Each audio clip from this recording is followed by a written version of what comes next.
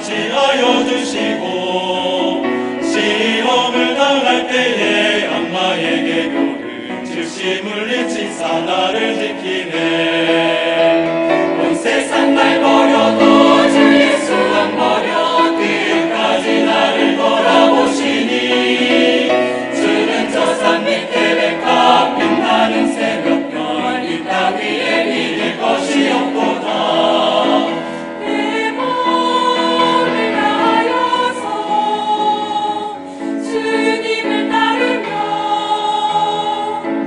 길이 나를 사랑하여 주시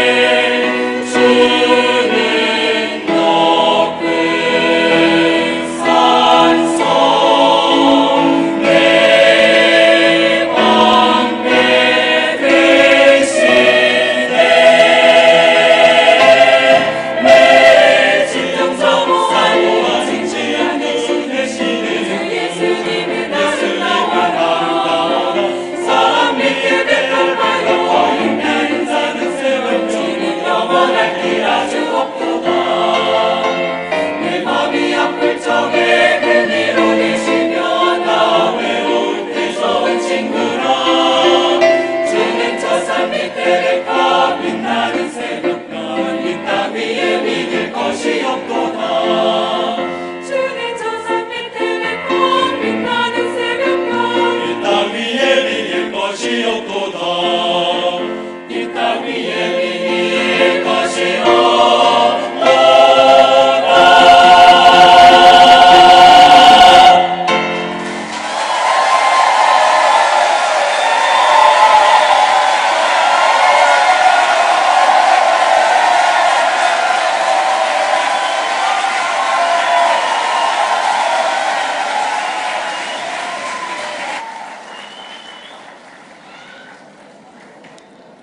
예, 잘하셨죠? 예. 앞에 굉장히 뜨겁게 반응하시는 자매님들이 계셔서 보니까 한박교회 자매님이시네요. 가장 큰 박수로 이렇게 반응을 하셨습니다. 박수 한 번 더 부탁드리겠습니다.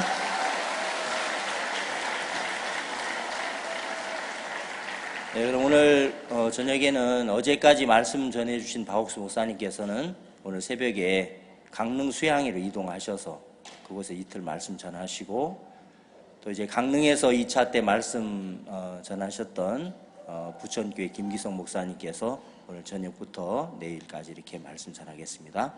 그럼 우리 김기성 목사님 나오셔서 말씀 전하시겠습니다.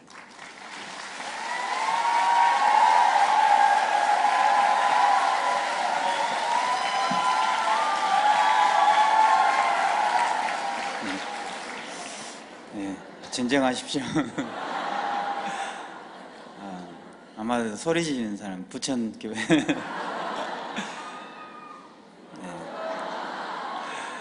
네, 죄송합니다. 하여튼 목사님이 오셔야 되는데 제가 와가지고 실망을 많이 하신 것 같은데. 네, 성경 말씀 보겠습니다.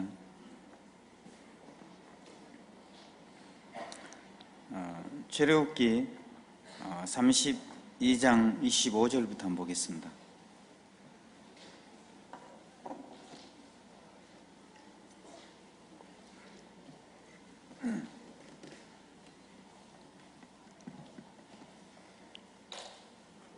출애굽기 32장 25절. 모세가 본즉 백성이 방자하니 이는 아론이 그들로 방자하게 하여 원수에게 조롱거리가 되게 하였습니다. 이 모세가 집 문에 서서 가로되 누구든지 여호와의 편에 있는 자는 내게로 나오라 하며 내 자손이 다 모여 그에게로 오는지라. 모세가 그들에게 이르되 이스라엘 하나님 여호와께서 이같이 말씀하시기를 너희는 각각 허리에 칼을 차고 집 이문에서 저문까지 왕래하며 각 사람이 그 형제를, 각 사람이 그 친구를, 각 사람이 그 이웃을 도륙하라 하셨느니라. 내 자손이 모세의 말대로 행하며 이날에 백성 중에 3,000명 가량이 죽임 바 된지라. 모세가 이르되 각 사람이 그 아들과 그 형제를 쳤으니 오늘날 여호와께 헌신하게 되었느니라. 그가 오늘날 너희에게 복을 내리시리라. 29절까지 봤습니다. 네, 저는 오늘 출애굽기 32장을 읽었습니다. 32장에 보니까 정말 우리가 꼭 하나님 앞에 은혜를 입은 것처럼 너무 복돼서 32장을 읽었습니다. 모세가 시내산에 올라갔습니다. 그래서 하나님이 십계명 두 돌판을 손가락으로 이제 새겨서 십계명을 새겨서 모세의 손에 들려줬습니다. 모세가 십계명을 가지고 시내산에서 내려왔는데 노랫소리가 들리는 거예요. 이게 무슨 소리지? 그 백성들 앞에 가보니까 백성들이 금송아지를 만들어 놓고 이것이 애굽에서 우리를 인도한 신이다 하면서 춤추고 뛰놀고 하나님을 거스리고 대적하는 그 일들을 하고 있는 거예요. 그래서 모세가 너무 화가 나서 십계명을 두 돌판을 산 아래로 던져서 깨뜨렸습니다. 그리고 나서 모세가 이스라엘 백성들을 심판하기 시작을 했는데, 오늘 그 심판하는 장면들을 우리가 성경 말씀을 읽었습니다. 자, 누구든지 여호와의 편에 있는 사람은 내게로 나오너라. 모세가 이렇게 말을 했을 때 그때 아무도 안 나올 줄 알았습니다. 근데 레위 자손이 저요 하면서 제일 먼저 하나님 앞에 섰습니다.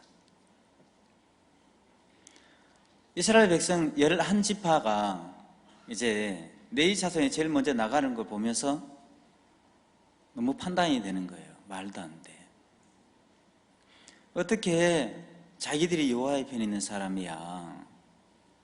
금송아지 성긴 주범이 레위 자손이잖아, 그죠?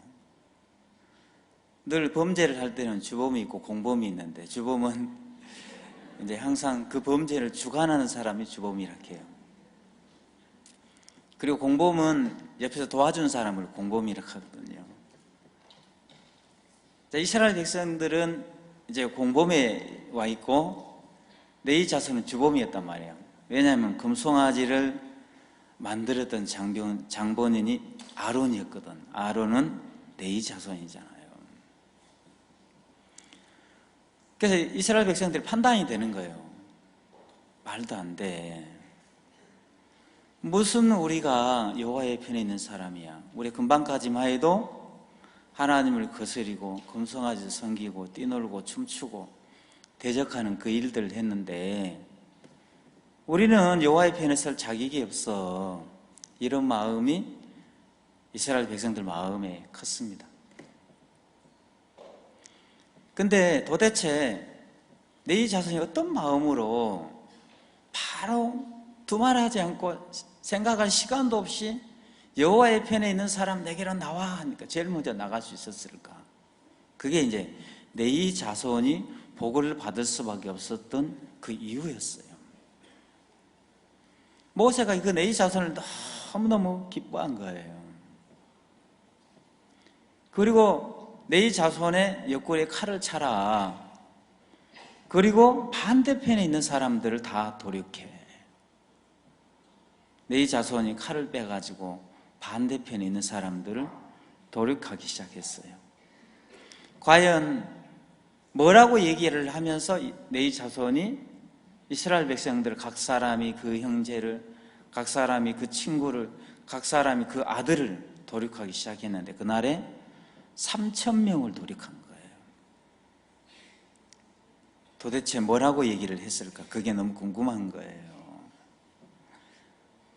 여러분 같으면 여호와의 편에 설 수 있었겠습니까? 금방까지만 해도 하나님을 거스리고 대적하고 죄를 짓고 악을 행했는데, 여호와의 편에 있는 사람 내게로 나와 하면 과연 누가 나갈 수 있을까? 근데 제가 이제 그걸 성경에서 한번 찾아봤어요. 우선 우리가 민수기 성경 한번 보겠습니다. 민수기 23장 한번 보겠습니다.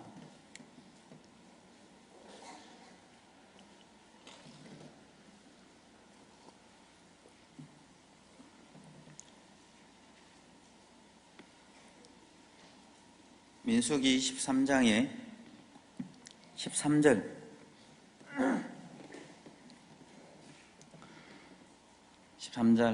13절에 발락이 가로되 나와 함께 그들을 달리 볼 곳으로 가자.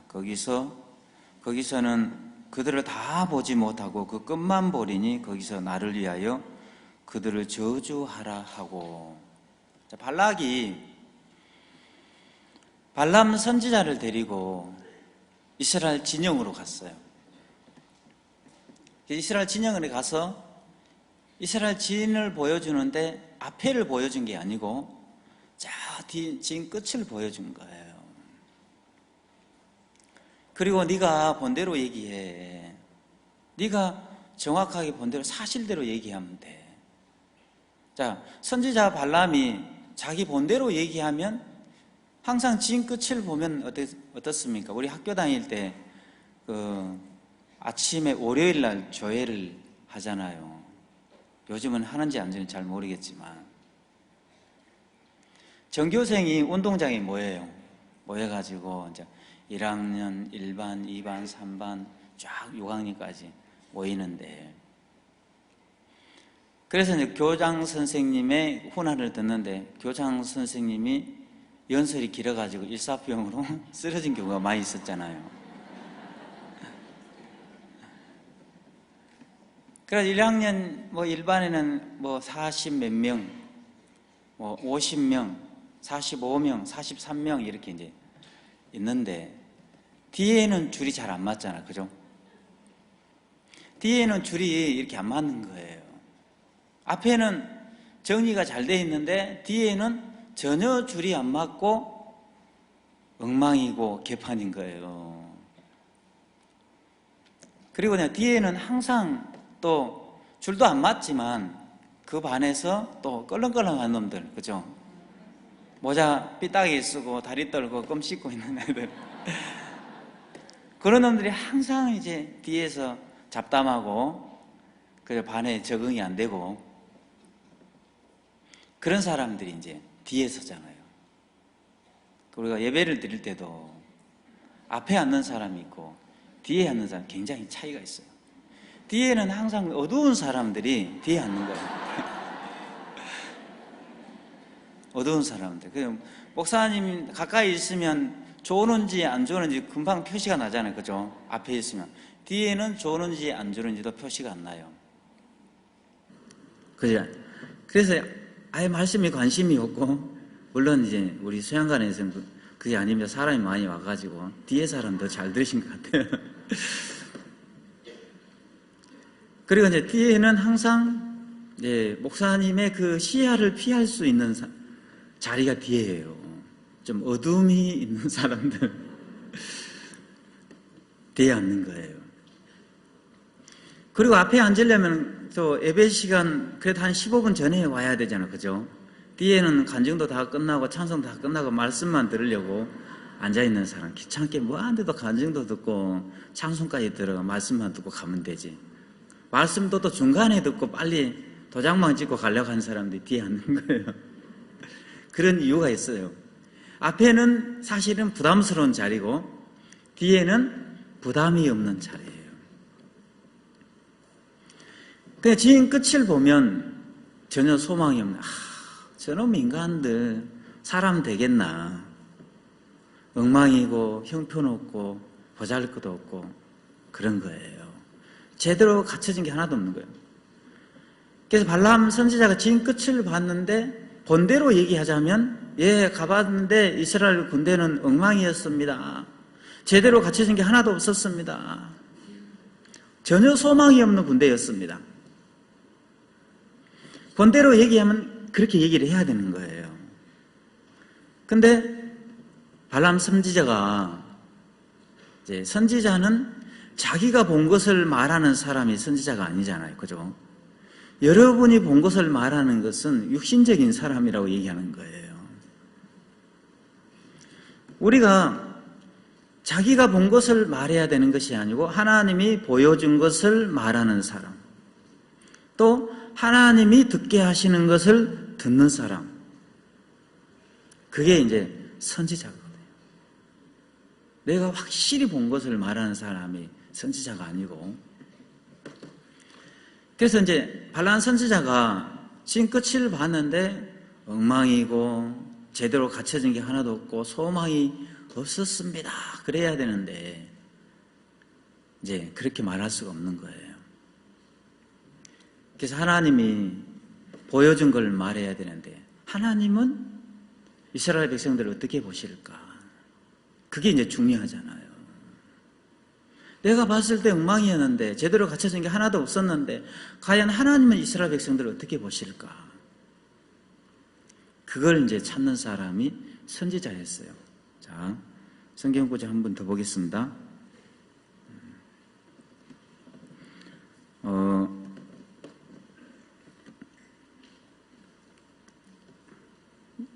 19절에 한번 보겠습니다. 19절.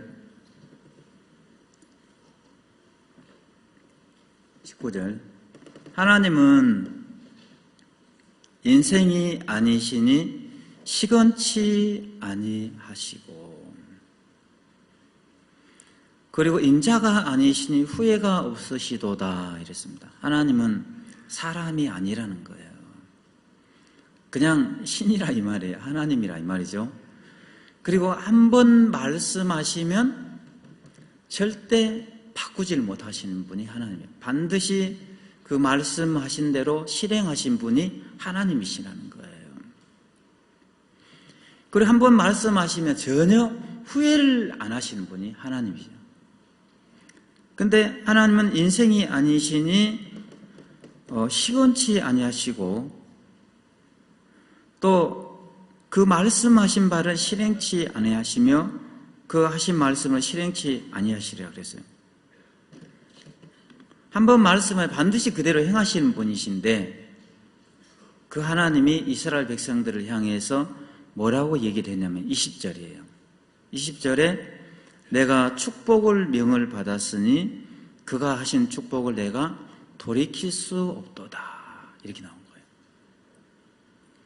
발람 선지자가 발람 선지자를 데리고 와서 이스라엘을 저주하게 하려고 이제 지금 끝을 보여줬는데 발람이 자기가 본 것을 말해야 되는데 자기가 확실히 본 것을 말하는 게 아니고 하나님이 보여준 것을 말하는데 하나님은 그 이스라엘 백성들을 축복하셨다는 거예요.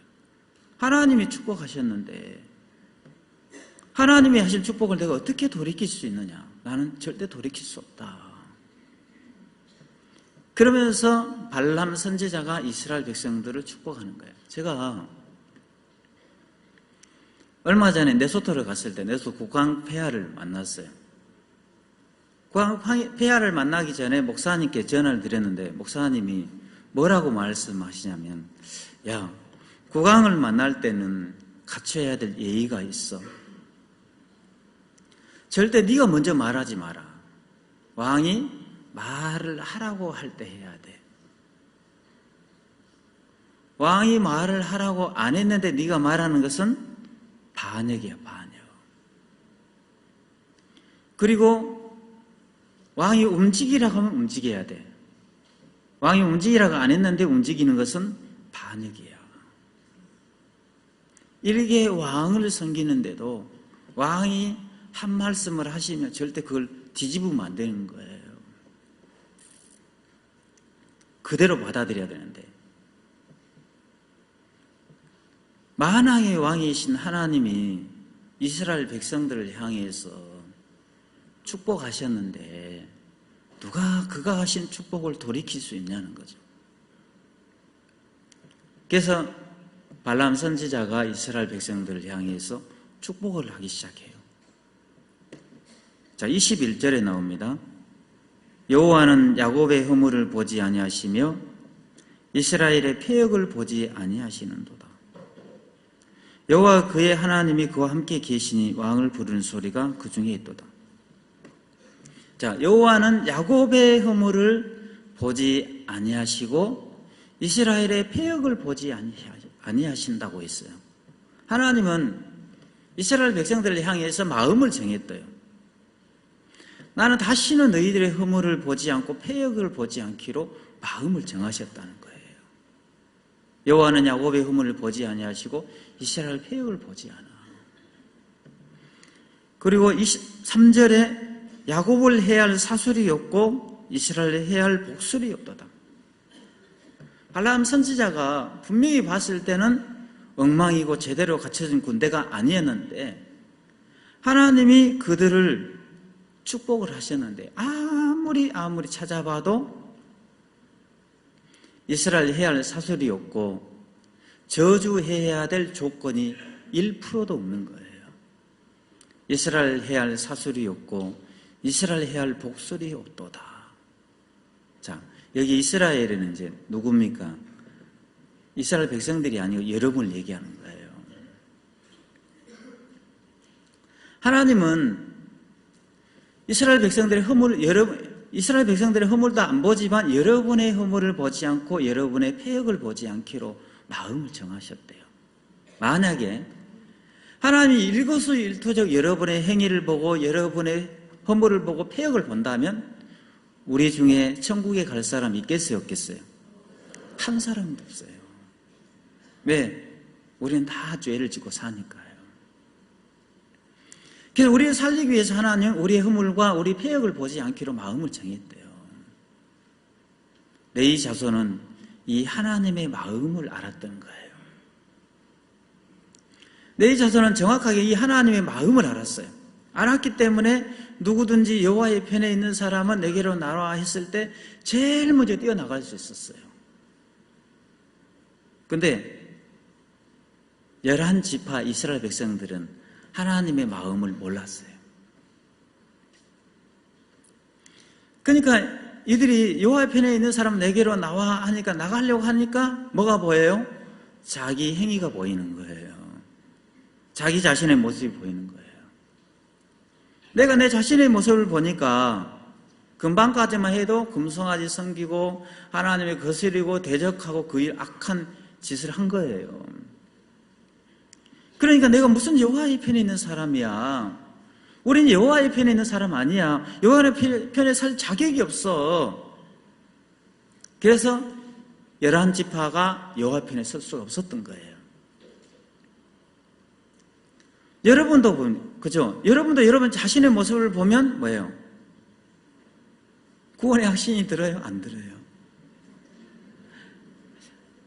내 꼬라지를 보면 내가 금방까지만 하나님 거스리고 대적하고 악을 행했는데 더럽고 추한 모습이 보이는데 하나님이 내 기도를 들으시겠나? 하나님 나를 도우시겠나? 내가 봐도 나를 안 도울 것 같은 거예요. 그래서 이스라엘 백성들이 여호와의 편에 설 수가 없었어요. 자, 신앙은 뭐예요? 여호와는 야곱의 허물을 보지 아니하시고 이스라엘 패역을 보지 않으신다. 내 행위를, 내 모습을 보지 않는 건 거예요. 그러니까 우리도 보면 우리 자신의 모습만 보면 힘을 잃어요. 그죠? 소망이 안 생기는 거예요. 내가 뭘 잘했는데. 저희 집사람은 늘 부부싸움하면 너는 잘하냐? 그죠? 그러면 깨갱이잖아요. 그죠? 그러면 할 말이 없어요. 너는 잘하냐?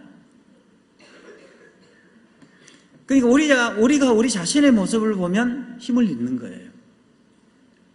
하나님이 내 기도를 안 들을 것 같고, 하나님이 날 안 도우실 것 같고, 내가 내 자신을 보면 꼭 지옥 갈 것 같고, 죄 짓고 악하고 추한 것밖에 없으니까 힘을 잃는 거예요.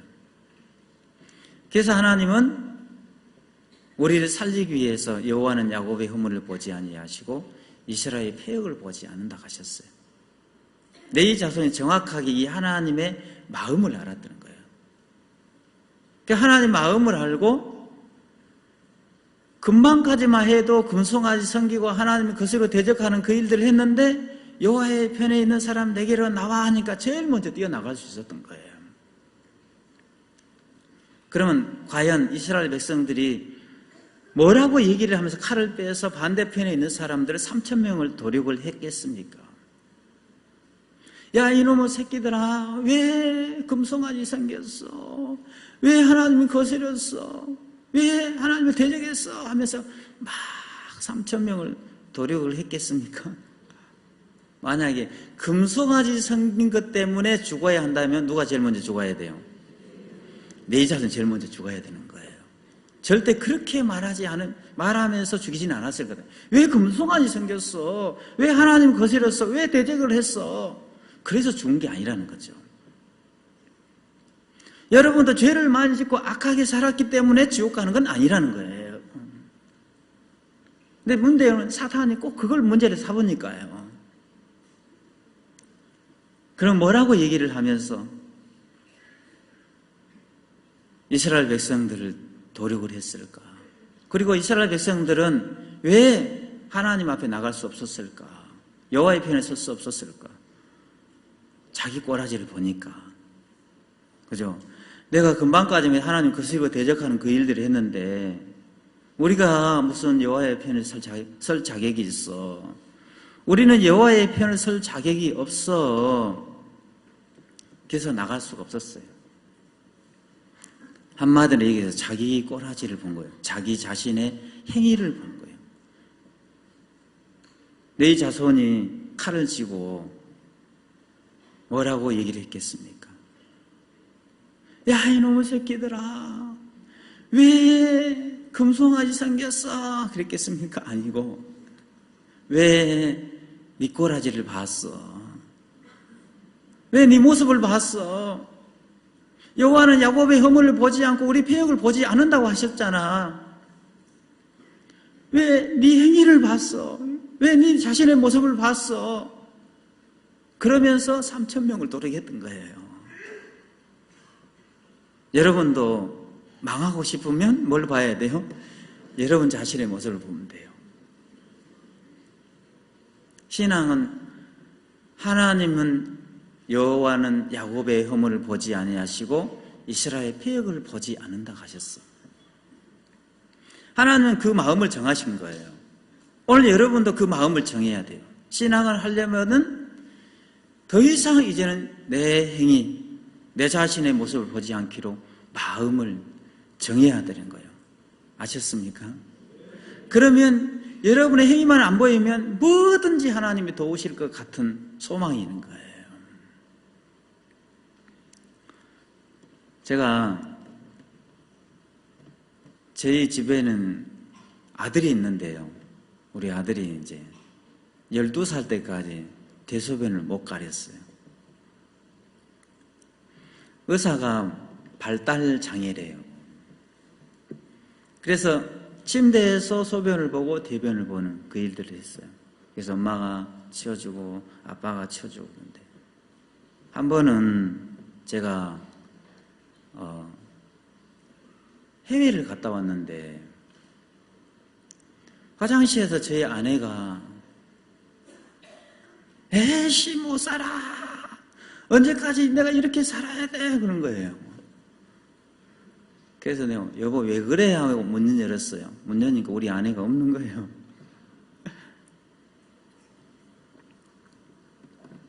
내가 환청을 들었나. 근데 우리 아들이 이제 변기에 앉아 있었어요. 우리 아들이 우리 아내의 목소리하고 똑같이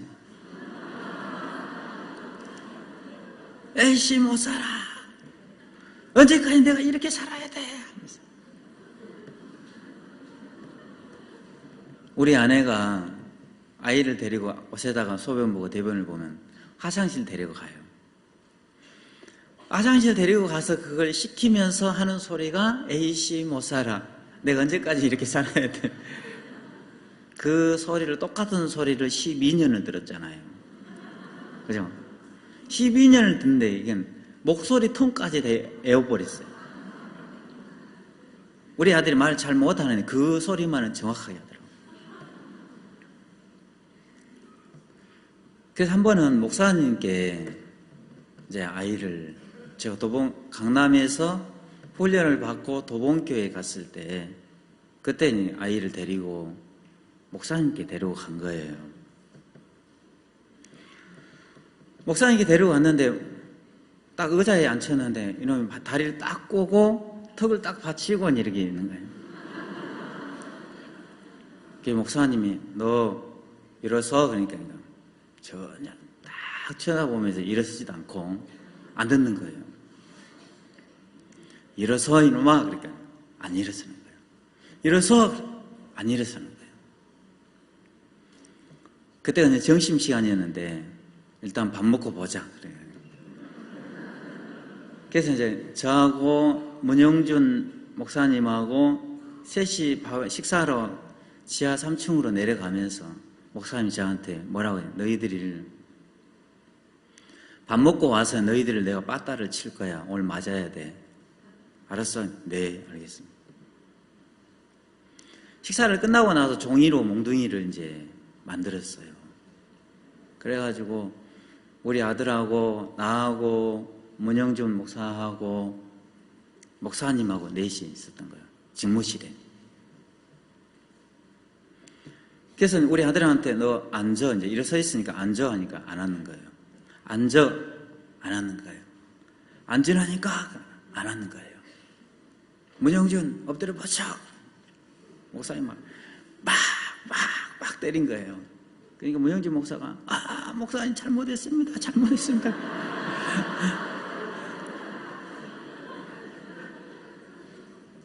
그래가지고 그걸 봤어요. 우리 아들이 앉아 그러니까 전혀 대꾸를 안 해요. 앉으라니까 전혀 대꾸를 안 하는 거예요. 그리고 나서 김기성 너도 엎드려 버쳐 그러는 거예요. 제가 엎드려 딱 버치는 거예요. 목사님 또 막 때리는 거예요. 저는 막 목사님 잘못했습니다. 용서해 주세요. 근데 우리 아들이 딱 보고 있다 피 하고 웃는 거예요.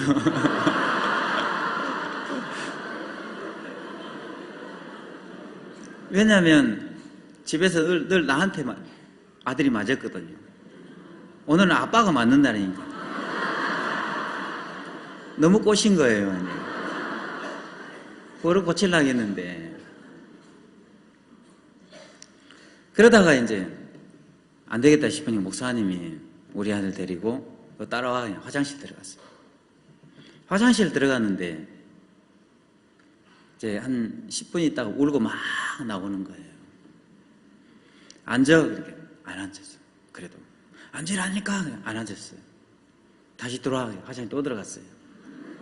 또 막 울고 나왔어요. 앉아 또 안 앉는 거예요. 또 다시 들어와 그래 또 들어갔어요. 한 3번째 4번째 들어갔다 나오니까 앉아 하니까 앉는 거예요. 일어서 하니까 일어서고 앉아 일어서 앉아 일어서 이렇게. 그래가지고 목사님이 뭐라고 해요? 네 아이는 정상이야.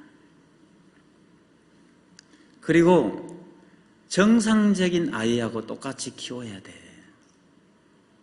그리고 뭐라고 목사님이 말씀하셨냐면 부모가 자식을 향해서 비정상이라고 믿으면 정상적인 아이도 비정상이 된대요. 근데 좀 덜 떨어졌어도 부모가 정상으로 믿으면 아이가 정상으로 바뀐다는 거예요. 너희들이 안 믿었어 이렇게 얘기하셨더라고요. 그 집으로 이제 왔어요. 집으로 와서 이제 아이들하고 이제 좀 아이들 야단치면 해체를 때려도 괜찮아. 얘 아이 정상이야. 싸워야 돼. 그 집에 와서 이제 아이하고는 싸움을 시작했어요. 화장실 안 가고 침대에 누워서 소변 보고 대변을 봐요. 아빠가 막 해체를 때렸어요. 아빠 잘못했어요. 잘못했어요. 막 울면서 용서를. 너 아빠한테 용서 빌지 마. 아빠는 네가 일어나서 화장실 가면 아빠는 안 때려. 너 일어나 화장실 가면 돼. 안 한대. 용서를 빌겠대요.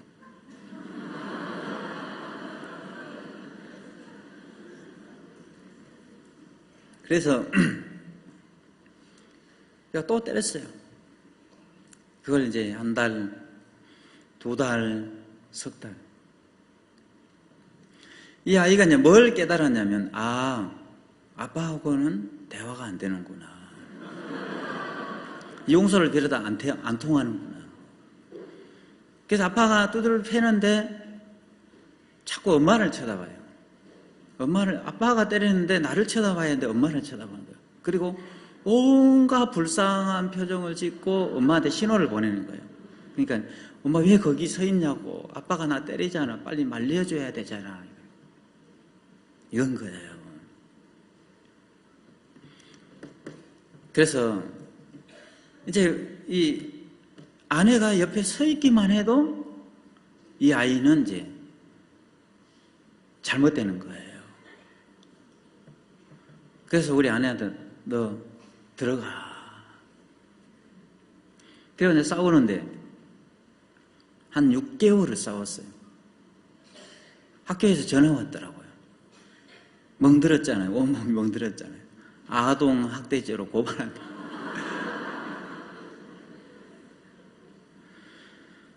그래가지고 한 6개월쯤 싸웠을 때 이 아이가 어느 날 아침에 일어났는데 화장실 변기에 앉아 있었어요.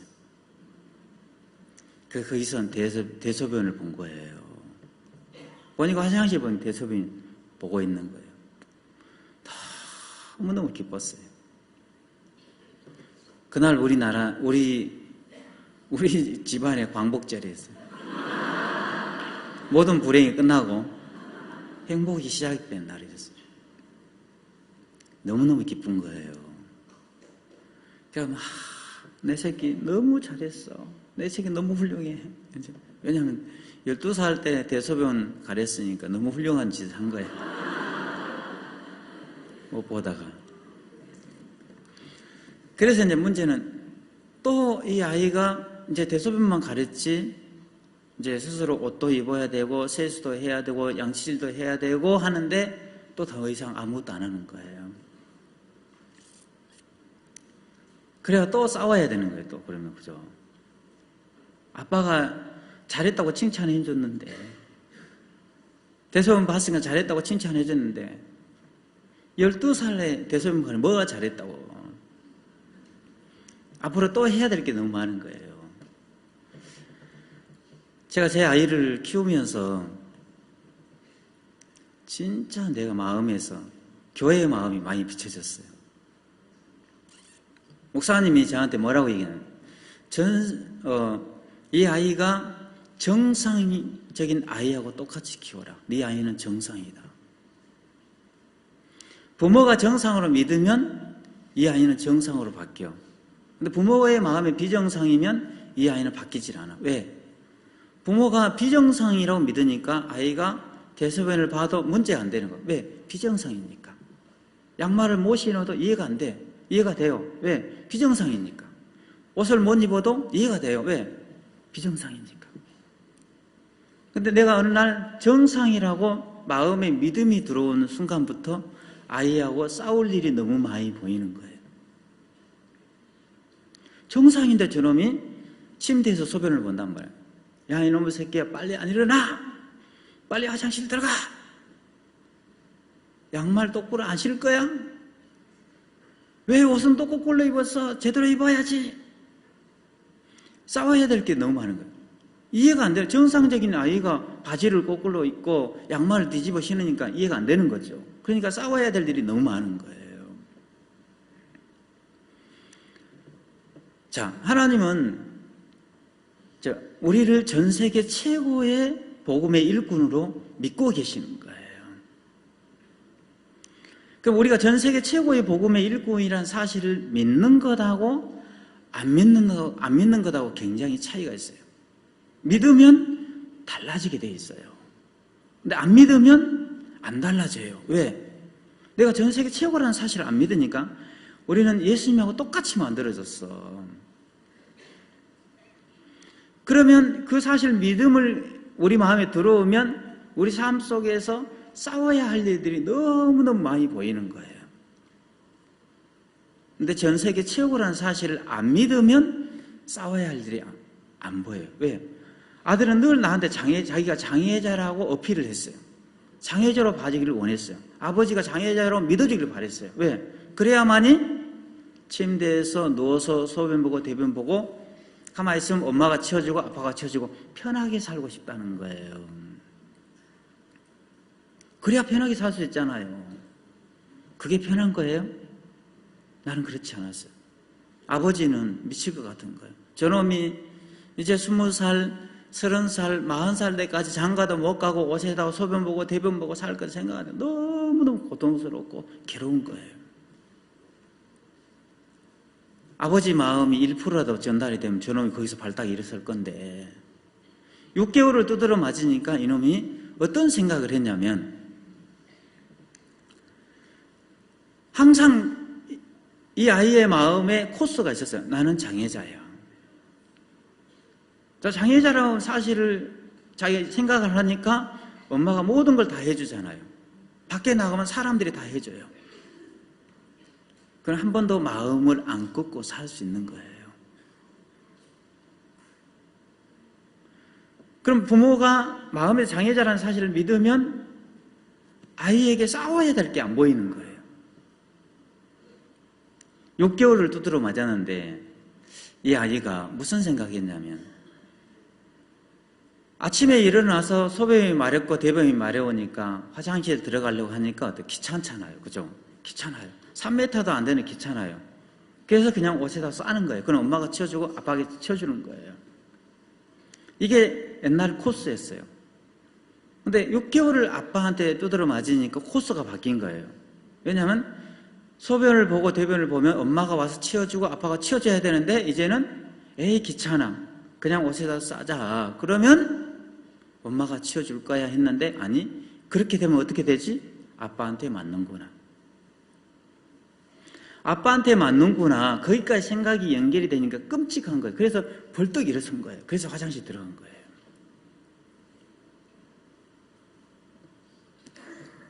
제가 목사님이 장애자의 마음을 이렇게 너무 자세하게 알고 또 장애를 가지고 있는 부모들의 마음에 대해서 너무 잘 알고 계시더라고요. 근데 저는 그때 우리 아이를 키우면서 목사님 이해를 했어요. 왜? 목사님이 지금까지 우리 사역자들하고 싸움을 하고 우리 형제들하고 형제 자매들 싸움을 했던 것은 목사님의 마음에서는 우리가 전 세계 최고의 복음의 일꾼인 거예요. 그걸 믿는 거예요. 전 세계 최고의 복음의 일꾼으로 이미 하나님 만들어졌어요. 만들어졌는데 우리 아이가 충분히 정상적인 활동을 할 수 있는 능력을 다 가지고 있는데 아이가 편하게 살고 싶다는 생각 때문에 그냥 옷에다가 소변 보고 대변 보고 사는 거예요. 3m도 안 돼. 귀찮으니까. 그러면서 목사님이 왜 나를 그동안 책망을 하셨는데 그게 그때 이해가 되더라고. 내가 부모가 돼서 장애를 가져온 아이를 키우면서 내 마음이 막 너무너무 그때 목사님 마음이 많이 비춰지는 거예요. 목사님 그래서 목사님은 우리를 전 세계 최고의 복음의 일꾼으로 믿고 계셨구나. 우리가 무슨 목사님입니까? 우리가 무슨 예수입니까? 우리는 예수가 아닙니다. 그냥 나는 김기성이에요. 김기성이는 어떻게 예수님처럼 안 살아도 되거든. 침대에서 소변 보고 대변 보고 살아도 된다. 부담스러운 일 안 하고 힘든 일 안 하고 그냥 무난하게 살아도 괜찮다는 거예요. 근데 내가 예수라고 믿으면 예수님과 똑같은 삶을 살아야 하는 거예요. 내가 목사님이라고 믿으면 내 목사님과 똑같은 삶을 살아야 하는 거예요. 근데 그게 부담스러워요. 그래서 자꾸 우리 아들이 나한테 장애자라고 어필해요. 나는 장애자예요. 난 덜 떨어졌어요. 이걸 어필을 하는 거예요. 그래야만 평생 편하게 살 수 있으니까. 우리가 목사님 앞에서 늘 우리는 무슨 최고입니까? 우리가 무슨 예수님하고 똑같습니까? 우리는 예수가 아닙니다. 우리는 목사님이 아닙니다. 목사님이니까 그렇게 사셔야 돼요. 우리는 아니라니까요. 우리는 믿음이 없습니다 하면서 계속해서 지금까지 버텼던 거예요. 이놈이 언제 화장실에 들어가면 회초를 들고 막 때리니까 어쩔 수 없이 화장실 변기에 가서 앉더라고. 그래서 목사님이 우리를 책망하셨구나. 우리 아버지는 저놈이 20살, 30살 때까지 장가도 못 가고 저렇게 살까 생각 너무너무 고통스러워서 회초를 들기 시작하는데 아버지가 나를 미워한다고 생각하는 거예요. 그러면서 제 마음에서 아이를 키우면서 이 목사님의 마음이 보여지고 교회의 마음이 비춰지는데 제가 한 번씩 있잖아요. 이제 자주 제가 해외를 가잖아요. 그러면 교회에 있든지 해외에 가든지 바쁘게 살잖아요. 정신없이 바쁘게 살다 보면 다 잊어버리고 집안일도 잊어버리고 다 잊어버려요. 근데 한 번씩 우리가 비행기를 타게 되면 비행기를 타면 앉아서 가니까 조용히 생각하잖아요. 생각하면 그때 우리 아들이 생각이 나요. 왜냐하면 저희 장모님한테 맡기는 아이들 맡겨놓으니까 우리 장모님 아이들 맡기면 이제 늘 먹을 걸 여기다 갖다 놓고 저기를 갖다 놔요. 그러면 나중에 밥 먹을 때 밥 먹이기가 너무 힘든 거예요. 갖다 놓지 마라고 해도 그게 안 돼요. 할머니는 손주를 사랑하니까 그게 안 되는 거예요. 굶겨야 된다고. 밥 안 먹으면 굶겨야 된다고. 굶기면 제대로 그냥 가서 제때 식사 시간에 밥 먹는다고. 왜 억지로 밥 먹이냐고. 근데 그게 잘 안 돼요. 근데 내가 비행기를 타고 있으면 우리 아들 생각이 나요. 두 아들이 생각이 나는데. 그러면서 내가 미안한 거예요. 성구가 내가 조금만 같이 있으면서 싸워지면 좋아질 수 있는데 내가 미안하다 이런 생각이 막 드는 거예요. 아마도 목사님이 비행기를 타고 가실 때 그렇게 생각하실 것 같아요. 우리 사역자들 또 우리 형제 자매 생각 안에 갇혀 있는데 내가 조금만 싸워주면 이 사람은 전 세계 최고의 복음의 일꾼 될 수 있는데 막 그런 아쉬운 마음이 막 컸을 것 같다는 생각이 드는 거예요. 그러면서 이 교회의 마음이 제 마음에 밀려 들어오면서 제 마음에서 막 내 마음을 하나님이 난도질을 하더라고. 그러니까 내 마음에서 하나님 내가 잘못했습니다. 내가 무조건 듣겠습니다. 무슨 얘기도 듣고 싶습니다. 이제. 근데 문제는 우리가 교회를 생각할 때 여러분은 교회를 어떻게 생각하시는지. 간혹가다 목사님들이 사역을 그만두는 경우가 있어요. 간섭을 받고 책망을 듣는 게 부담스러워서. 그럼 여러분도 여러분 교회 목사님이 갑자기 어느 날 교회를 떠나세요. 그러면 아십시오. 우리 목사님 뭐 잘못했지? 우리 목사님 잘못한 거 없는 거 우리한테 너무 잘해 주셨는데 그렇게 생각하실 때가 있어요. 그렇죠? 우리 목사님 우리 교회에서 너무 잘하셨는데 왜 목사님 그만두셨을까? 근데 책망을 받은 목사님들은 목사님의 마음을 몰라요. 모르니까는 알면 얘기했겠죠. 형제 자매님, 제가 이렇게 잘못 살았습니다. 목사님이 나를 전 세계 최고의 복음의 일꾼으로 키우시려고 날 이렇게 하신 겁니다. 우리 아들이 꼭 침대에서 누워서 소변 보고 대변 보고 그랬던 것처럼 우리가 그렇게 버텼던 거예요. 지금까지 목사님 앞에. 아닌데 전 세계 최고의 복음의 일꾼이 될 수 있는데 그 안타까운 마음 때문에 제 마음에서 비행기를 탈 때마다 내가 아들과 조금만 더 심하게 싸워지면 아들이 막 좋아질 것 같은 생각이 드는 거예요. 목사님 그 마음으로 싸우는데 책망을 듣는 사람들은 그걸 몰라요. 모르니까 말만 듣고 섭섭한 마음을 형제 자매들 전달하는 거예요. 형제 자매들은 우리 목사님 잘못한 거 없는데 이 생각해요. 잘하고 있었는데 왜 우리 목사님 그만뒀지? 그만두도록 만들었지? 그러면서 목사님에 대해서 불신을 쌓도록 만든 거예요. 진짜 알았으면 형제 자매한테 말하고 하고 가야 되는 거예요. 내가 이렇게 해서 잘못했습니다. 그래서 목사님 이렇게 하셨습니다 하면은 형제 자매 이해를 하고 그럼 교회에 대해서 오해를 안 하잖아요. 안 하는데 가는 사람 그 말 안 하고 가요. 말 안 하거든요. 뭘 잘못했는지 모르니까. 그럼 형제 자매 시간이 지나면서 계속 오해만 쌓이는 거예요. 교회에 대해서 오해가 쌓이는 거예요. 제가 우리 아들과 싸워보니까 그게 막 보이는 거예요. 막 내가 부모가 돼가지고 싸워보니까 저는 1987년도에 교도소에 들어갔어요. 그리고 2003년도에 제가 출소를 했어요. 1987년도에 제가 교도소 들어갔을 때 1심 구형에서 사형을 받았었어요. 그리고 2심에서 우리가 15년형을 받고 제가 교도소에서 또 사고를 쳐서 1년 추가형을 받았어요. 그래서 16년을 살았어요. 처음에 내가 들어가 사형 받았을 때 마음에 가책도 없고 내가 왜 여기 들어왔는지도 몰랐어요. 그냥 빨리 도망가고 싶은 마음밖에 없었어요. 그래서 늘 사고를 치고 문제를 일으켰어요. 그래서 늘 사고를 치면 교도소에는 독방에 들어가야 되잖아요. 그 꽁꽁 묶여 있어야 되는 거예요. 또 나오면 또 사고를 쳐요. 나오면 또 사고 치고, 나오면 또 사고 치고. 그걸 1년, 2년, 3년 그렇게 했어요.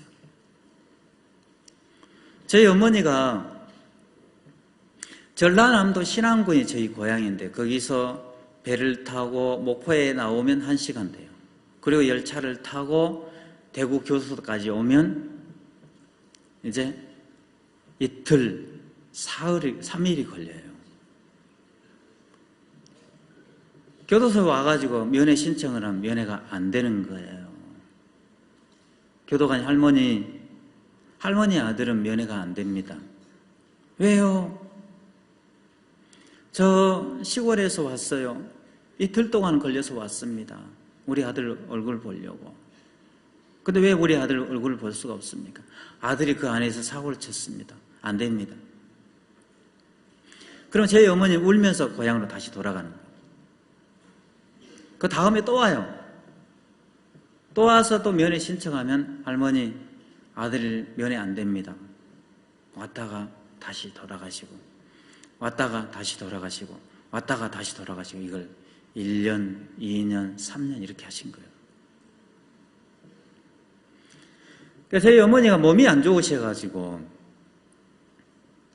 이제 급한 거예요. 왜냐하면 몸이 안 좋으니까 죽음을 생각하니까 우리 아들의 얼굴을 못 보고 죽으면 안 되겠구나 싶었어요. 그날은 면회장이 오면서 마음을 정하고 올라가신 거예요. 그래서 면회장으로 가신 게 아니고 교도소 소장실로 들어갔어요. 소장실에 들어가서 소장님, 우리 아들 죽었어요? 살았어요? 우리 아들 얼굴 왜 볼 수가 없습니까? 저는 오늘 우리 아들 얼굴을 못 보면 못 갑니다. 아, 할머니, 그러시면 안 됩니다. 아들이 교도소 안에서 사고 쳤기 때문에 면회가 안 되는 거예요. 할머니 그냥 돌아가셔야 돼요. 소장님, 저는 오늘 못 갑니다. 그래서 소장실에서 들어놓았어요. 그게 할머니가 무섭잖아요. 하도 탁해가지고 교도소장이 특별 면회 시간을 딱 10분을 저한테 주셨어요.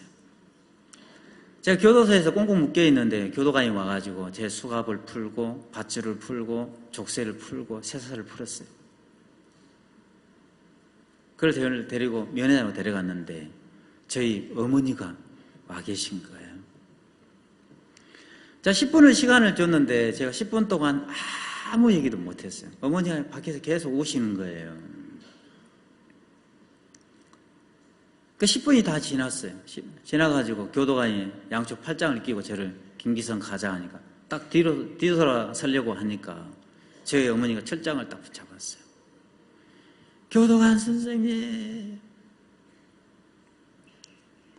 저는 오늘 마지막입니다.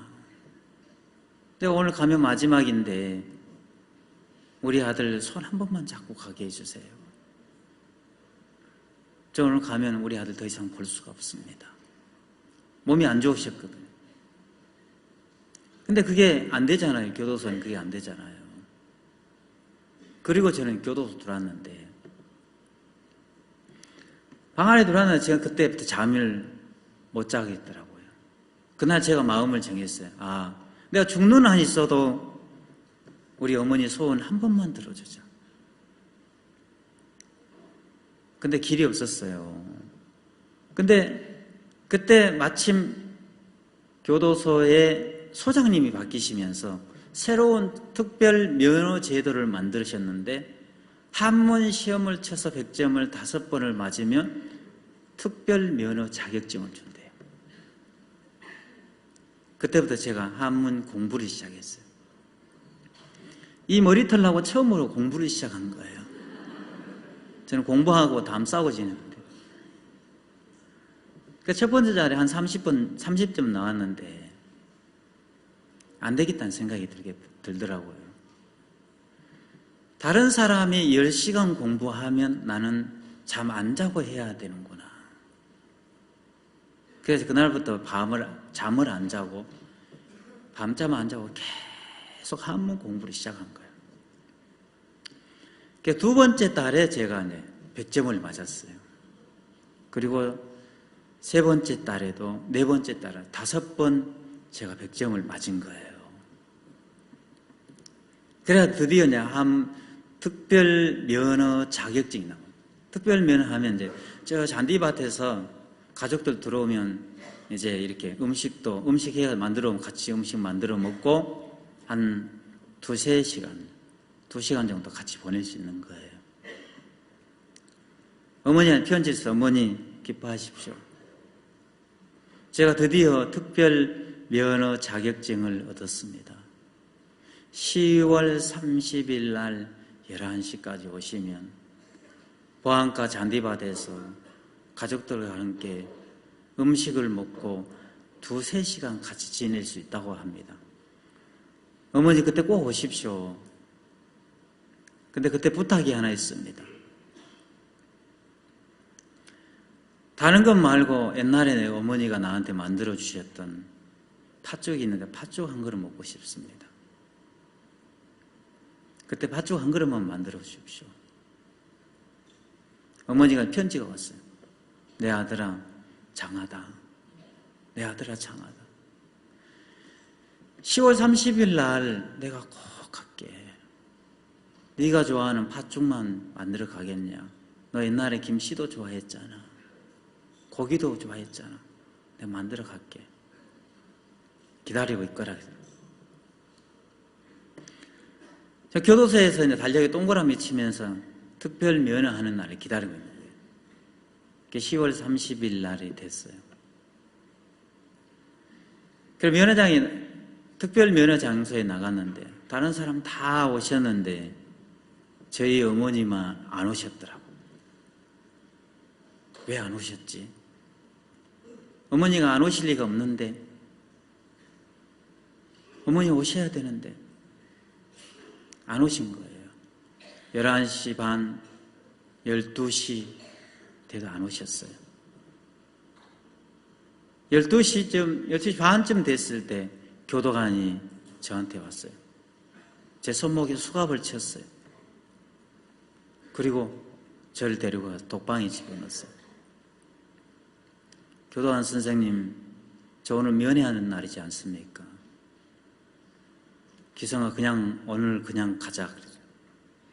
아니, 그냥 못 갑니다. 저희 어머니 오기로 했는데 내가 왜 독방에 가야 합니까? 오늘은 아무 얘기도 하지 마라. 그냥 내가 시키는 대로 해라. 그랬어요. 안 됩니다. 저 면회하고 가야죠. 네 어머니 못 오신다. 그랬어요. 왜 못 오십니까? 네 어머니 오늘 면회 오시다가 열차에서 심장마비로 돌아가셨다. 그날 저희 어머니는 아들을 위해서 밤새내 팥죽을 끓였습니다. 이거 내 아들 기성이가 좋아하는 거야. 우리 아들은 김치도 옛날에 좋아했어. 우리 아들은 고기도 좋아했었어. 그 음식을 만들어서 그걸 보따리에 싸가지고 오시다가 심장마비로 돌아가셨어요. 그분이 이제 저희 어머니시세요. 저희 어머니의 눈에는 자식의 허물이 안 보였어요. 세상 사람들은 저 나쁜 놈이야. 어떻게 사람이 저럴 수가 있어. 저런 인간 사형시켜야 돼. 사회로부터 영원히 격리를 시켜야 돼. 또 저 때문에 죽어도 유가족들은 얼마나 괴로웠겠습니까? 사형시켜달라고 데모했어요. 근데 세상 사람들은 다 저 새끼 나쁜 놈이라고. 너 언제 정신 차릴래?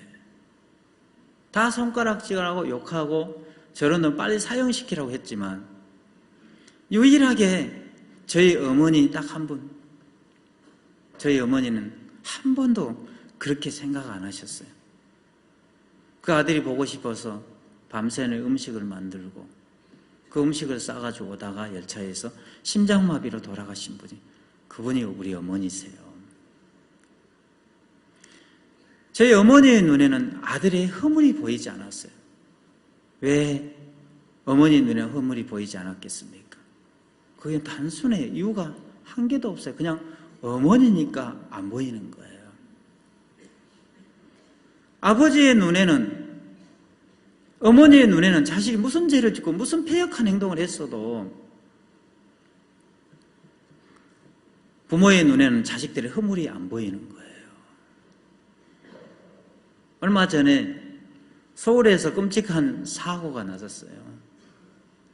어떤 사고가 났냐면 아버지하고 중학교 1학년 다니는 아들하고 아침에 같이 식사를 했어요. 아침에 식사를 했는데 아버지가 아들한테 잔소리를 했어요. 아들아, 네 누나도 잘 돼 있다. 그리고 네 형님도 잘 돼 있어. 우리 집안에 네가 문제야. 난 네가 공부를 조금만 잘하면 좋겠어. 이렇게 아버지가 밥 먹으면서 얘기를 했어요. 이 아들이 밥 먹다가 아버지가 잔소리하는 거 들었어요. 내가 숟가락을 대고 땅바닥에 패대기 쳤어요. 에이씨 하면서 일어섰어요. 아버지, 잘 됐습니다.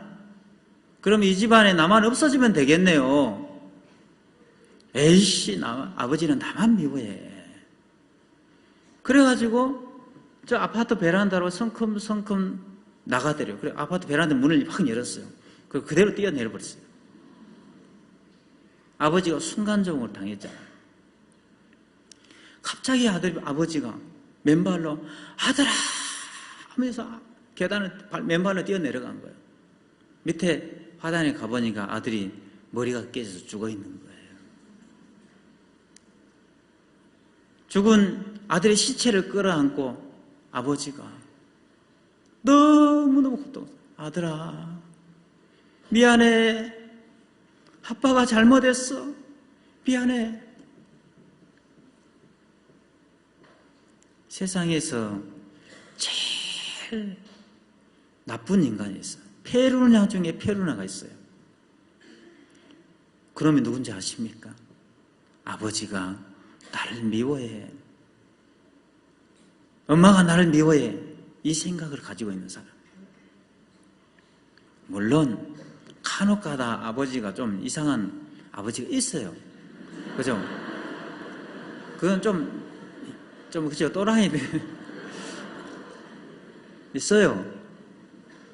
그러니까 정신이 좀 그런 사람 빼고 정상적인 아버지라면 절대 자식이 어떤 죄를 짓고 어떤 패역한 행동을 할지라도 아버지는 자식의 허물이 안 보이고 어머니 눈에 자식의 허물이 안 보이는 거예요. 여호와는 야곱의 허물을 보지 아니하시고 이스라엘의 패역을 보지 아니하셨다. 하나님은 여러분이 무슨 죄를 짓고 어떤 패역한 행동을 했다 할지라도 여러분의 허물과 여러분의 패역을 보지 않기로 마음을 정하셨대요. 왜? 왜 그렇습니까? 아버지니까. 이유가 다른 게 없어요. 아버지니까. 그리고 아들이니까 딸이니까 그런 거예요. 여러분, 하나님의 마음을 오해하지 말라는 거예요. 에이씨, 아버지가 나를 미워해. 하나님 나를 안 도우셔. 하나님 나를 싫어하셔. 내가 죄 때문에 지옥 갈지도 몰라. 나쁜 사람들이에요. 어떤 아버지가 아들이 죄를 지었다고 지옥 보낼 계획을 세우시는 아버지가 어디 있습니까? 하다면 우리 어머니도 그렇게 안 하는데. 그래요, 안 그래요? 이 아버지가 있는 이상은 여러분이 어떤 패역한 행동을 하고 어떤 잘못을 했다 할지라도 여러분 절대 지옥 안 갑니다. 그죠? 지옥 갈 수가 없어요. 하나님 아버지가 여러분 지옥 가도록 내버려 두시질 않아요. 어떤 아버지가 아들이 생선을 달라고 하면 뱀을 줄 아버지가 어디 있습니까? 이 하나님의 마음을 아는 사람들은 아무리 많은 어려움이고 아무리 많은 억울한 일을 당하고 아무리 많은 섭섭한 일을 만나고 아무리 힘든 일을 만나도 절대 힘들지 않습니다. 왜? 나한테는 아버지가 계셔. 아버지가 반드시 나를 거기서 건져내실 거야. 아버지 나를 절대 내버려 두시지 않아. 내 자손은 그 하나님을 믿는 믿음이 있었어요. 여러분은 교회를 어떻게 생각하십니까? 또 하나님의 종을 어떻게 생각하십니까?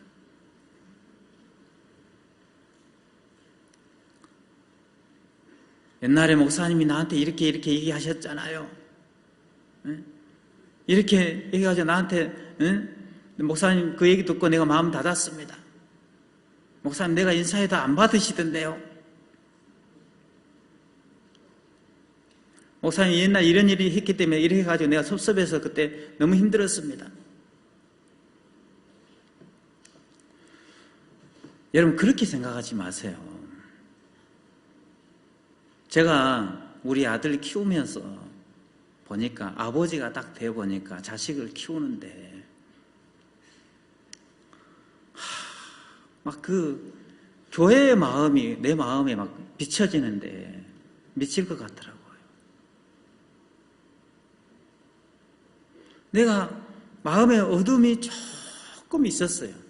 막 깨끗하지 못한 마음들이 있었던 거예요. 내 마음에서. 안산에서 사고 치고 도봉교회 왔을 때 내가 용서를 받고 교회 은혜를 입고 교회 안에 있는데 마음이 깨끗지가 않은 거예요. 뭔가 막이 끼어 있는 것처럼 깨끗지가 않은 거예요. 근데 그날 우리 아들을 만나게 하신가? 아들 문제를 만났는데 내가 아버지가 돼서 내 아들을 키워보니까 그때 교회의 마음이 목사님의 마음에 들어오는데 그때 미칠 것 같아요. 잘못했습니다. 하나님 내가 너무 잘못했습니다. 목사님은 그동안 우리를 전 세계 최고의 복음의 일꾼으로 믿고 계셨던 거예요. 다만 우리가 그걸 안 믿는 거예요. 아들이 막 장애자로 어필을 하는 거예요. 그래야만 자꾸 자기는 누워서 소변 보고 대변 편하게 살고 싶은 거예요. 그게 편한 거냐고. 아버지는 미칠 것 같은데. 내가 비행기 안에서 앉아있는데 아들이 자꾸 떠올라요. 성철아 미안해. 아빠가 조금만 너하고 싸워지면 네가 좋아질 수 있는데 아마도 목사님이 그러실 것 같은 거예요. 우리 사역자들한테 또 우리 형제 자매들한테 내가 조금만 더 싸워주면 전 세계 최고의 복음의 일꾼이 될 수 있는데 무한한 능력을 우리 속에 가지고 있는데 하나님 그 능력을 주셨는데 38년 된 병자처럼 일어날 수 있는데 누워서 평생 동안 살아가는 거 보니 그게 좋다고 살아가는 거 보니까 너무너무 마음이 안타깝고 고통이 전달이 되는 거예요. 그러면서 제 마음에서 하나님 내가 잘못했습니다. 내가 무조건 다 듣고 싶습니다. 그때 내 마음에도 막이 끼어져 있는데 그게 다 거쳐서 나가더라고요. 교회를 향해서 하나님의 종을 향해서 마음이 열리기 시작하는 거예요. 마음이 보여지니까 목사님이 그때 그래서 그랬구나. 근데 아직도 오해를 하고 있는 사람들이 있더라고요. 아직도 마음에 깨끗지 못하고 간혹가다 사역자들이 교회를 떠나요. 제가 아까도 얘기했지만 잘못을 하면 잘못한 걸 얘기를 하고 가야 되는데 얘기를 안 하고 가요. 그럼 형제 자매들은 우리 목사님 잘했는데 우리 교회에서 사역 잘했는데 우리 아들이 회초를 때려가지고 대소변 딱 가렸어요. 가리니까 더 이상 아무것도 안 하는 거예요. 아빠가 칭찬해 줬잖아. 아빠가 인정해 줬는데 나 대소변 가렸어. 그것만 해도 잘한 거야. 그것도 잘한 거 맞아요. 근데 또 해야 될 게 있어요. 이놈의 새끼야, 네가 이제 양말도 신어야 되잖아. 옷도 입어야 되잖아. 네가 머리도 감을 줄 알아야 되잖아. 그럼 아빠가 또 해초를 드려야 되는 거예요. 그게 우리가 그런 거예요. 우리 그때 나도 교회에서 하나님 은혜 입었었어. 이만하면 잘하고 있잖아. 내가 대소변 가렸는데 뭐 그래요. 이놈이 그거 잘한 거야. 아니야, 네가 앞으로 또 해야 될 거 배워야 될 거 얼마나 많은데. 그럼 목사는 또 해초를 드려야 되는 거예요. 근데 그 중에 나를 미워하셔. 그렇게 생각하는 사람들이 있더라고요. 그래서 앞으로 여러분 혹시 그런 일이 있어도 여러분이 목사님 마음 그게 아니에요. 목사님은 우리를 전 세계 최고의 복음의 일꾼을 믿고 있는 거예요. 근데 우리는 이만하면 잘하고 있잖아 그렇게 생각하고 있기 때문에 목사님이 화가 나신 거예요. 목사님 사랑하셔서 그래요. 우리 아들은 심지어 누워서 사는 게 그게 편하대요. 아버지는 하나도 안 편했어요. 너무 고통스러웠어요. 이놈의 새끼야, 그게 뭐가 편해. 평생 동안 장가도 못 가고 20살, 30살 때 그렇게 살면은 그게 뭐가 편한 거예요. 아버지는 나 미칠 것 같은데. 일어서 이 새끼야, 똑바로 안 해. 그래야만이 아들이 좋아질 수 있으니까. 아들은 아빠가 해자리 뜨면 아프대요. 때리는 아버지는 그보다 500배 더 아파요. 아버지는 누가 아들을 해처를 때리고 싶은 아버지 어디 있어요? 아빠가 한 대 때리면 아버지는 100대 맞는 거예요. 마음에서 더 고통스러운 거예요. 근데 그러면 아빠가 때렸다가 아빠를 싫어해. 아빠한테 마음 닫아요. 자, 하나님은 여호와는 야곱의 허물을 보지 아니하시고 이스라엘의 패역을 보지 아니하십니다. 여러분이 어떤 죄를 짓고 어떤 패역한 행동을 한다 할지라도 하나님은 여러분의 허물을 보지 않기로 마음을 정하셨어요. 왜? 여러분을 다 축복하고 싶었거든요. 만약에 여러분이 일거수일투 여러분의 행위를 쳐다본다면 우리 중에 하나님 나라에 갈 수 있는 사람 한 사람은 없는 거예요. 다 지옥 가요. 율법을 가지고 심판하면 다 지옥 가야 되는 거예요. 그래서 하나님은 율법을 법궤에 뚜껑 열고 법궤 안에 집어넣었대요. 그 법궤에 두 천사가 날개를 펴고 딱 지키고 있잖아요. 그죠? 왜요? 아무도 뚜껑 열지 마. 뚜껑 열지 마. 여러분 안 돼. 왜? 율법이 나오는 순간 어떻게 해요? 다 죽어야 되는 거예요.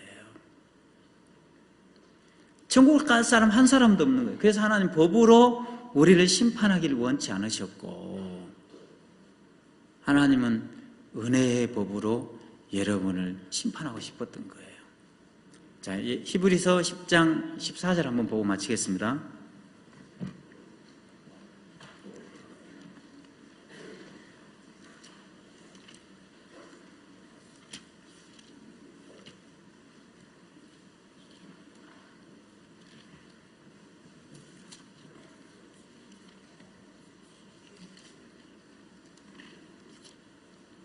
(14절에) 저가한 제물로 거룩하게 된 자들을 영원히 온전케 하셨느니라. 하나님의 눈에는 예수님 십자가의 죽음으로 인해서 저가한 제물은 예수님 십자가의 죄값으로 죽음을 얘기하죠. 십자가의 죽음으로 하나님이 여러분을 거룩하게 하셨다고 했습니다. 그리고 영원히 온전케 하셨느니라. 하나님은 여러분을 거룩하게 봤어요. 발람 선지자가 이스라엘 지은 끝을 봤는데 너무 엉망이고 제대로 갖춰진 게 없는 거예요. 그럼 번대로 얘기하면 네, 엉망이었어요. 제대로 갖춰진 게 하나도 없었어요. 저주받는 군대였어요. 그렇게 말을 해야 되는데 선지자는 자기가 확실히 본 것을 말하는 사람이 선지자가 아니고 하나님이 보여준 것을 말하는 사람, 하나님이 말하게 하는 것을 말하는 사람. 이게 하나님 믿는 사람인 거예요. 여러분이 무슨 죄를 짓고 어떤 악을 행했어도 하나님은 여러분을 허물을 기억지 아니하시고 여러분 패역을 기억지 않는데요. 여러분을 거룩하게 보신대요. 그리고 영원히 온전케 하셨느냐 이렇게 말씀하시는 거예요. 하나님이 이렇게 말씀하시는 이거 바꾸면 안 돼요. 만왕의 왕 전능하신 하나님이 여러분 거룩하다 하시면 절대 이거 바꾸면 안 되는 거예요. 마귀가 여러분의 허물을 보게 해가지고 네가 뭐가 거룩해? 네가 뭐가 잘났어? 네가 뭐가 온전해? 우리가 우리 자신의 모습을 보면 도저히 여호와의 편을 건너갈 수 없는 것처럼 거룩합니다, 의롭습니다 할 수 없는 것처럼 신앙은 하나님은 여러분의 허물과 패역을 보지 않는다고 하셨어요. 오늘 여러분은 여러분의 허물을 보지 않기로 마음을 정하셔야 돼요. 그러면 구원의 확신이 들어요. 우리 어머니의 눈엔 자식의 허물이 안 보였던 것처럼, 왜? 거기에 아무 조건이 없었어요. 어머니니까 자식의 허물이 안 보이는 것처럼. 하나님 왜 여러분의 죄를 많이 지었는데 허물을 보지 않습니까? 아버지니까 그래요. 아버지니까. 그리고 자식이니까 그러는 거예요. 그래서 하나님이 저희 죄와 17절에 저희 죄와 저희 불법을 내가 다시는 기억지 아니하리라. 하나님 여러분의 죄와 불법을 기억지 않는데요. 그러면 내가 천국에 갈 수 있구나.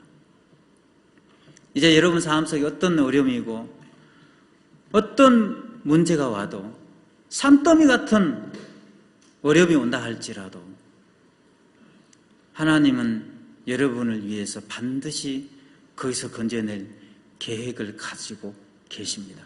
왜요? 아버지니까요. 그러면 여러분은 무슨 일을 만나도, 여러분 어떤 실수를 해도 아버지는 나를 거기서 건져내셨어. 그걸 믿는 겁니다. 그러면 여러분의 삶 속에 너무너무 이 아버지 마음이 전달이 되면 어떤 편에서요? 항상 네, 행복합니다. 감사합니다. 너무 기쁩니다. 그 편에 서는 거예요. 네, 의롭습니다. 거룩합니다. 이 편에 건너갈 수 있어요. 근데 여러분이 이 아버지의 마음을 모르고 여러분의 행위를 보면, 한마디로 우리 꼬라지를 보면 하나님 내 기도를 안 들을 것 같아. 하나님 나 안 도와주실 것 같아. 내가 죄를 지어서 나 지옥 갈 것 같아. 이 믿음이 또 들어요. 여러분 자신의 모습을 보면. 그래서 오늘 여러분 편을 정하십시오. 아셨습니까? 네, 하나님은 내 허물을 보지 않아. 그래서 예, 구원받았습니다. 나도 천국 갈 수 있습니다. 나도 행복한 사람입니다. 그 편으로 옮겨가는 거예요. 그 편에 설 수 있도록 다 하나님 하셨어요. 네, 아버지가 계시니까요. 이 아버지가 있는 이상은 여러분은 어디 가도 외롭지 않고 어떤 어려움을 만나도 어떤 문제를 만나도 하나님 반드시 여러분을 거기서 건져내실 거라고 믿습니다. 오늘 여기까지 보겠습니다. 자, 기도하겠습니다. 하나님 아버지 감사합니다. 내 자손들이 여호와의 편으로 건너갈 수 있었던 것은 그들은 하나님의 마음을 정확하게 알았습니다. 하나님은 여호와는 야곱의 허물을 보지 아니하시고 이스라엘 패역을 보지 않는다고 하셨습니다. 하나님 내 자손들뿐만 아니고 우리들의 허물과 우리의 허물을 보지 않는다고 하나님 말씀하셨습니다. 우리도 오늘부터 우리 자신의 모습을 보지 않기로 마음을 정했습니다. 하나님 아버지 감사합니다. 예수님의 이름으로 기도드렸습니다. 아멘. 네.